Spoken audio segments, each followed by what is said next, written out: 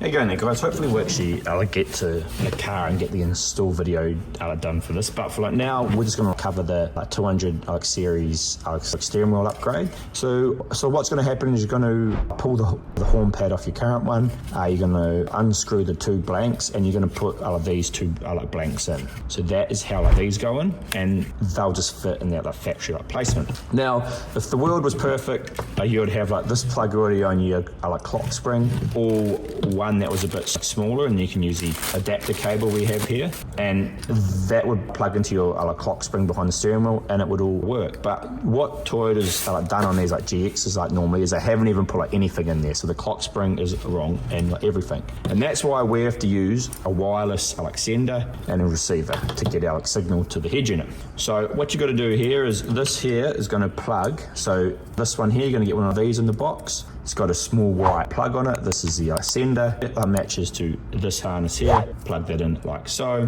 This here is going to plug into here like that. Right, then on here, on your horn pad, there's like a factory horn connector that gets disconnected and hooked to here. So it's going to this one, and so this one here will go to the spade connector on your horn pad. So I pull the one off your current one. It's one of these little plugs, so you got to push down the tab in there to release it. I'll pull it off the current one. That'll go into here, and our one will go back to here. That means all this will be powered up. This will screw into one of the screws onto here that goes to some obviously steel, so you have ground, and that is that side of it done. Now what you're gonna do is you're gonna go to the head unit side, and in your head unit you're probably gonna have this cable, and you're gonna have like this. So on our one, pull out the big 10 pin, plug this in, and then plug this into the car side 10 pin, just to piggyback to give this power. Then you need your steering wheel controls. So you will find on here you'll have a plug that matches up. That'll plug into there, and that will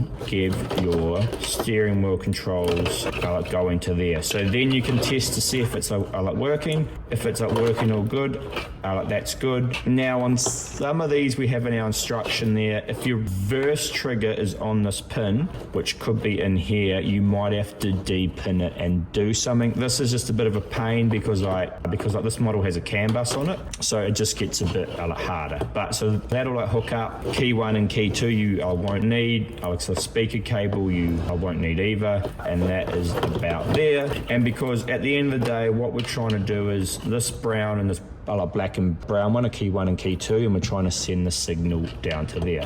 So once that's all hooked up, you should be good to go. You can test the steering wheel controls on your steering wheel to see if they work. If they work all good, that's sweet.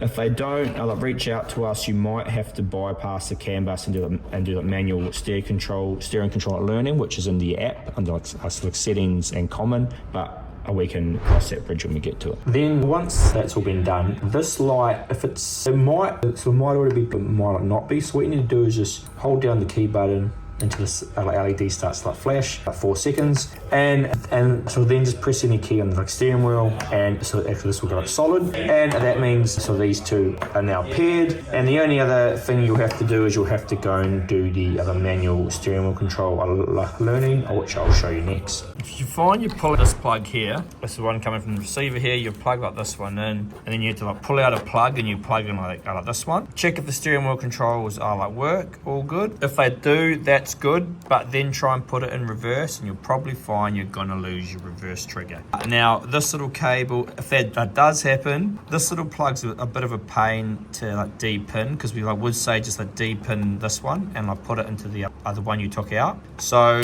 it's a bit of a pain to de-pin. So the easiest thing to do is actually just to chop the black, the grey and black and the grey, and chop our plug off here and join these wires. So black to black, grey and black to the white, and grey to black and white. These 3 wires here you can see I've really zoomed in on, as they would match those ones. That's the easiest way currently we have to do it. Other wires in the kit we include the harness, so you can do it the other way. So then hopefully you have our M series head unit. Just come into the settings, car infotainment, steering wheel control, and if you push the volume up, it should start to flash. And then what you want to do is just press volume up on the actual steering wheel, and it will go like a solid color, and that means that's been learnt. And if you go home and test that, you should have your volume up working, and then you can just go back through and learn all the keys to what you want them to do.